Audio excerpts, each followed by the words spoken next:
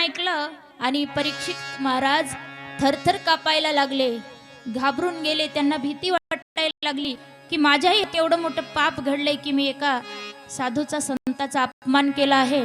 आता मला सुद्धा अशीच शिक्षा नरकामध्ये जाऊन भोगावी लागेल. त्यांना भीती वाटायला लागली. तेव्हा शुकाचार्य म्हणतात, राजा घाबरू नकोस, यावर देखील उपाय आहे.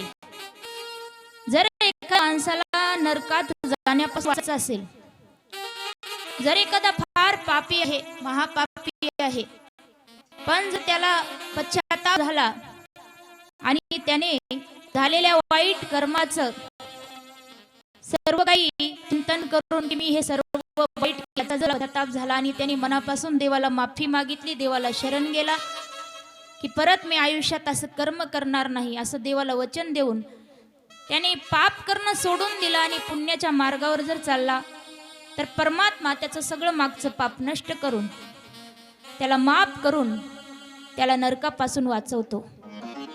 त्यासाठी उपाय सांगितला की नरकापासून वाचायचं असेल तर देवाचं नामस्मरण करायचं.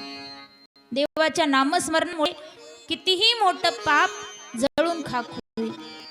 नाम संकीर्तन साधन पै सोपे, जळतील पापे जन्मांतरीचे.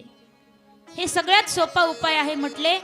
आणि तेव्हा परीक्षिती महाराज म्हणतात की कोणाचं कल्याण झालंय का? देवाचं नाम घेऊन एखाद्या महापापी माणसाचा उद्धार झाला का?